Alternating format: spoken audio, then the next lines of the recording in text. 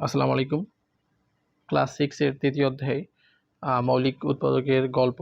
এই গল্পের বিভাজ্যতা সম্পর্কে আলোচনা করব। আজকে 5, 6 এবং 9 এর বিভাজ্যতা আলোচনা করব। প্রথম 5 দ্বারা বিভাজ্যতা কি? এটা হচ্ছে একক স্থানে, মানে একক স্থানে কি হলে, একক স্থানে যদি এই একক স্থানে কি হলে 0 বা 5 অঙ্কযুক্ত সংখ্যা, মানে একক স্থানে 0 বা 5 অঙ্কযুক্ত সংখ্যা 5 দ্বারা কি হলে বিভাজ্য হবে।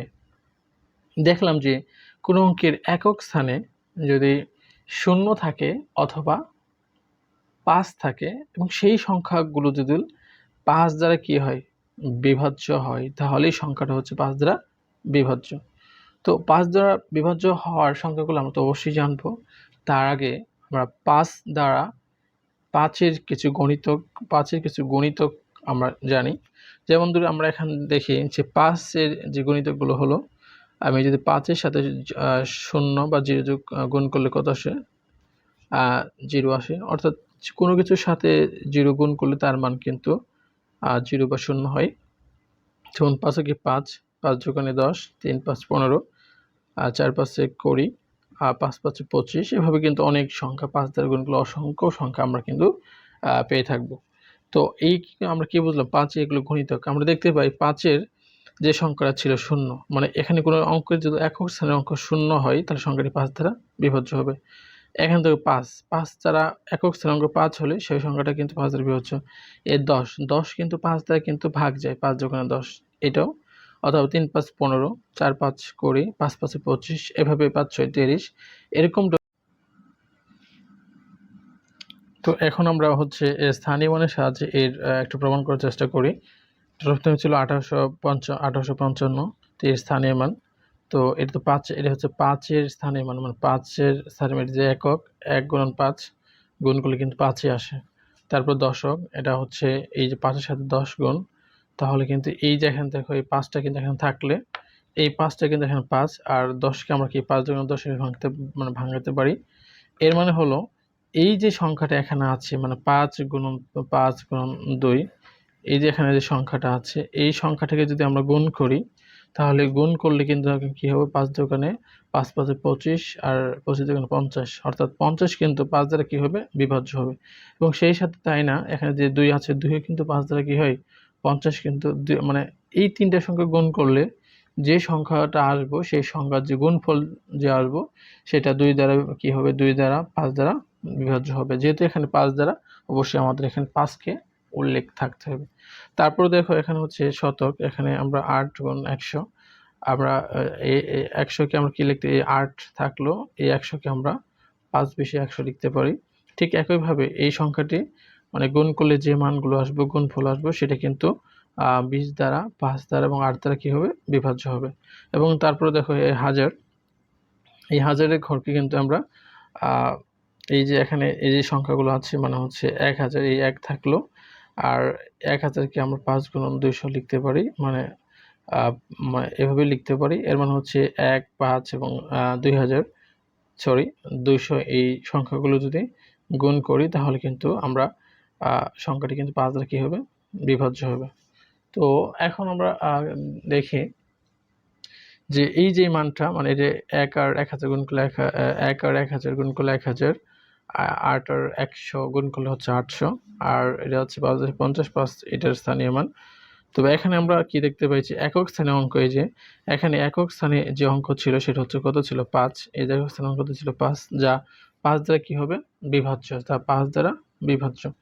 এছাড়াও মানে এই এককের অঙ্ক ছাড়াও, মানে বাম দিকে যে অঙ্ক আছে, যেমন হচ্ছে 50 ছিল, এখান যে 800, 1000 ছিল, এছাড়াও এককের বাম দিকে যে অঙ্কগুলো আছে সেগুলো কিন্তু 5 দ্বারা কি হবে, বিভাজ্য হবে। তুমি এই 50 কে কিন্তু আমরা 5 10 50, 5 দিয়ে ভাগ করতে পারি, বিভাজ্য। 800 কে 5 দ্বারা আমরা ভাগ করতে পারি, এবং 1000 কে 5 দ্বারা কি করতে পারি, নিঃশেষে আমরা বিভাজ্য করতে পারি। সুতরাং আমরা বলতে পারি যে এই সংখ্যাটা, মানে 1855, মানে 1855 সংখ্যাটি 5 দ্বারা কি, বিভাজ্য। তো এখন হচ্ছে 6 দ্বারা বিভাজ্যতা কি? 6 দ্বারা বিভাজ্যতা কি? কোনো সংখ্যা 2, মানে কোনো সংখ্যা 2 এবং 3 কোনো সংখ্যা 2 এবং 3 দ্বারা কি হলে বিভাজ্য হলে, মানে যে কোনো সংখ্যা হতে পারে, সেটা যদি 2 এবং 3 দ্বারা কি হয় বিভাজ্য হয়, তাহলে সংখ্যাটি 6 দ্বারা কি হবে বিভাজ্য হবে।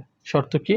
শর্ত হলো, এই সংজ্ঞাটা হলো, কোনো সংখ্যা যদি 2 এবং 3 দ্বারা সংখ্যাটি কি হয় বিভাজ্য হয়, তাহলে সংখ্যাটি 6 দ্বারা বিভাজ্য।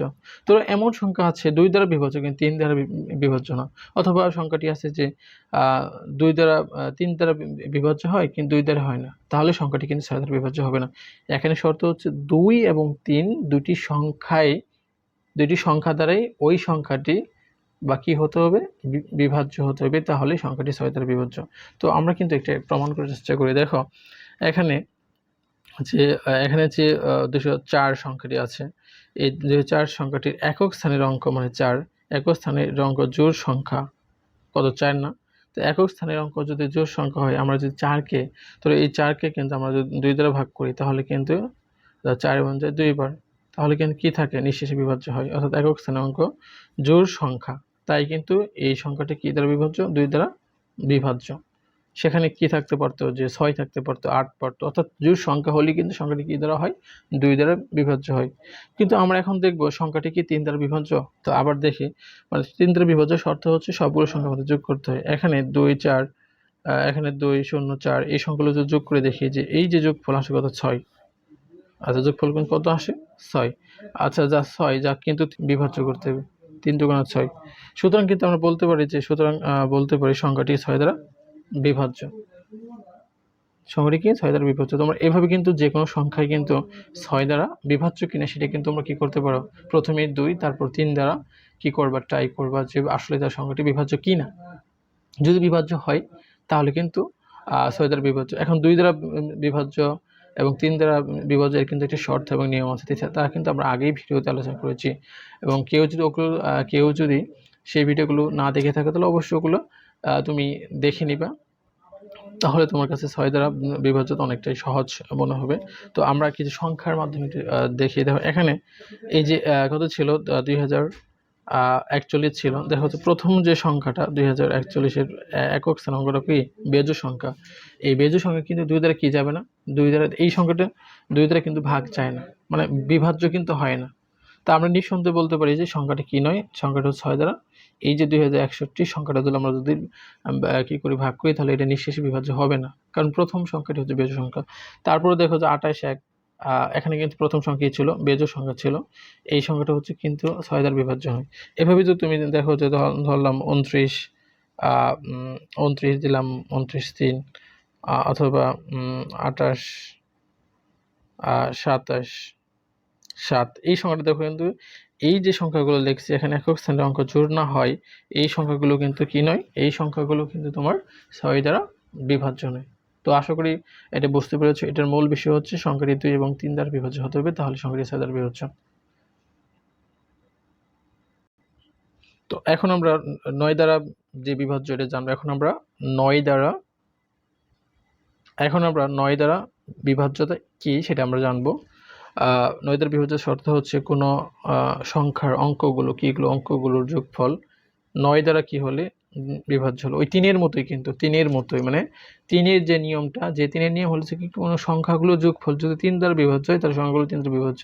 ঠিক একইভাবে 9-এর ক্ষেত্রে কিন্তু একই নিয়ম, যে সংখ্যাগুলো মানে যোগফল যদি 9 দ্বারা বিভাজ্য হয়, তাহলে সংখ্যাটি 9 দ্বারা বিভাজ্য।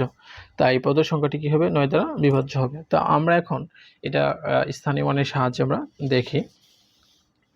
তো প্রথমে এই কি ছিল 378 সংখ্যাটি এর মান দেখি, যে একক স্থান মানে 8 কি 8, তাই করলে কি আসে 8। তারপর হচ্ছে দশক, এই যে 7 দশক কত 70, আমি কিন্তু 70 লিখি নেই, মানে 7টা থাকলো, এটা কিন্তু গুণ। এখন 10কে আমরা লিখতে পারি 9 গুণন 1। এখন প্রশ্ন আসতে পারে কেন আমরা এই 10কে ভাঙাবো, কারণ কি এটা হচ্ছে 9 আমাকে আনতে হবে। এই সংখ্যাটি যে 9, সেটা 9 দ্বারা যেহেতু বিভাজ্য বলছি, এই সংখ্যার মধ্যে 9কে আমার ইনক্লুড করতে হবে। তাহলে ইনক্লুড করতে হয়, তাহলে আমরা 10কে ভাঙাতে পারি কি 9 যোগ 1 মানে 10, যোগ করলে কিন্তু 10। তাহলে এর মানে কি, এটা কিন্তু এই 9 এর সাথে সাথে কিন্তু এগুলো কি আছে গুণ আকার আছে, গুণ করলে কি 9 7 গুণ 9, এরপর এই যে প্লাস, এরপর হচ্ছে 7 কি 7। তাহলে দেখো এটাকে আমরা এটা গুণাকে রাখলাম 7 × 9, কিন্তু এই 7 আর 1 গুণ করলে কত আসবে 7। তাহলে এই যে এই সংখ্যাটি কিন্তু কি যে আমাদের 7 × 10 = 70, এই 70 এর মধ্যে কি 70 এর মধ্যে হচ্ছে আমার 7 নং 63, অর্থাৎ 63 এর মধ্যে কি এই 9 সংখ্যাটি কি যাবে নিঃশেষে বিভাজ্য হবে। মানে এই যে গুণ আকারে আছে কিন্তু এটা কিন্তু আমাদের এই +7 কি থাকে, আমি যদি এই 63 সাথে 7 যোগ করি তাহলে 70 হয়। 70টা কিন্তু কি নয়, 70টা কিন্তু 9 দ্বারা বিভাজ্য নয়। 70 এর মধ্যে কি 63 কি দ্বারা বিভাজ্য হবে, 9 দ্বারা বিভাজ্য হবে। ঠিক একইভাবে ধরতে এটা হচ্ছে কি আমরা শতকের ঘর, আমরা 3 × 100, ঠিক আমরা এই 3টা থাকলো, আমরা এই 100 কে কিভাবে লিখতে পারি 99 + 1, তাহলে যোগ করলে কিন্তু 100 হচ্ছে। এই 3 কিন্তু এই সংখ্যাগুলোর সাথে গুণ আকার আছে, মানে এই 3 একবার 99 এর সাথে গুণ করব, একবার 1 সাথে গুণ করব, এই যে গুণ করছি, এই যে গুণ করলাম। তাহলে এখানে আমরা এই 3 থাকলো, এই 99 কে আমরা মানে ভাগ করতে পারি 9, 11, 99 আর 3 কি 3। তাহলে এই যে সংখ্যাটা এখানে আছে, এখানে যে সংখ্যাটি আছে, যে এখানে যে সংখ্যাটি আছে মানে হচ্ছে 3, 9, এই যে 3, 9, 11 এই সংখ্যাগুলো গুণ করলে কিন্তু মানে গুণ করে যে গুণফলটা আসবো সেটা কিন্তু 11 দ্বারা, সেটা কিন্তু 9 দ্বারা এবং 3 দ্বারা কি হবে নিঃশেষে বিভাজ্য হবে। এর মানে হচ্ছে আমরা এই যে সংখ্যাটি আছে 3 আর 100 গুণ করলে কত আসে 300, কিন্তু 300 এর মধ্যে আমরা যদি 3 বাদ দেই মানে হচ্ছে 200, এই 97 এর মধ্যে 9 সংখ্যাটি কি হবে নিঃশেষে বিভাজ্য হবে। তো আমরা দেখতে পাচ্ছি যে এখানের মধ্যে যে এই যে 7 × 9 আর এই 3 × 9 × 11 এই সংখ্যাগুলো 9 দ্বারা কি হবে গুণফল করলে, মানে গুণ করলে যে সংখ্যাটি আসবে সেটা কিন্তু 9 দ্বারা বিভাজ্য। তো এখান থেকে আমরা কি পাই যে এখান থেকে যে 3 এবং হচ্ছে 9, 11 এই সংখ্যাগুলো গুণ করলে যে অ্যান্সারটি আসবে, মানে যে গুণফলটি আসবে সেটি কিন্তু 11 দ্বারা, 9 দ্বারা এবং 3 দ্বারা কি হবে নিঃশেষে বিভাজ্য হবে। তাহলে আমরা বলতে পারি যে এখানে এই যে 7 × 9 ও 3 × 9 × 11 এই প্রত্যেককে 9 দ্বারা কি 9 দ্বারা বিভাজ্য, 9 দ্বারা বিভাজ্য হবে। এবং এখানে যে একক, দশক এবং শতক স্থানীয় যে অঙ্কগুলো যোগফল, মানে এই 378 যে সংখ্যাটি যোগফল আসে হচ্ছে 18 যোগ করলে, তাহলে এই সংখ্যাটি কিন্তু 9 দ্বারা বিভাজ্য। সুতরাং বা ফলে আমরা বলতে পারি যে 378 সংখ্যাটি 9 দ্বারা বিভাজ্য। তো 9 দ্বারা কিন্তু বিভাজ্য হওয়ার শর্ত হচ্ছে এটাই যে সংখ্যাগুলোর যোগফল যদি ধরো এখানে কি ছিল 378 ছিল, আমি যদি 378 এর পরিবর্তে যদি এখানে যদি আমি লিখি যে 379 লিখি, তাহলে কিন্তু সংখ্যাটি কিন্তু এটার যোগ করলে কত আসে 19 আসে, যা কিন্তু 19কে যদি আমি 9 দ্বারা ভাগ করি তাহলে কিন্তু কি হবে না, সংখ্যাটি কিন্তু 9 দ্বারা কিন্তু নিঃশেষে বিভাজ্য হবে না। এর মানে কি সংখ্যাটা কি নয় নিঃশেষে বিভাজ্য নয়। তো এই নিঃশেষে বিভাজ্য যে নিয়মগুলো রয়েছে 2 থেকে শুরু করে একদম তোমাদের বইয়ের একদম 11 পর্যন্ত এই সংখ্যাগুলো কিন্তু নিয়ম প্রায় কিন্তু সেম। সো কোন সংখ্যাটি মানে কত দ্বারা বিভাজ্য সেটা কিন্তু আমরা সহজে কিন্তু শিখতে পাচ্ছি। তো আশা করি এই ভিডিও দেখে তোমার এবং এই ভিডিওটা দেখে যদি তোমার কিছুটা উপকারে আসে তাহলে নিশ্চয়ই হ্যালো লার্নিং এই ইউটিউব চ্যানেলটাকে সবাই সাবস্ক্রাইব করবে এবং তোমার বন্ধুর সাথে শেয়ার করবা যাতে তোমার এবং তোমার বন্ধুর উপকারে আসে। সবাইকে অসংখ্য ধন্যবাদ। আসসালামু আলাইকুম।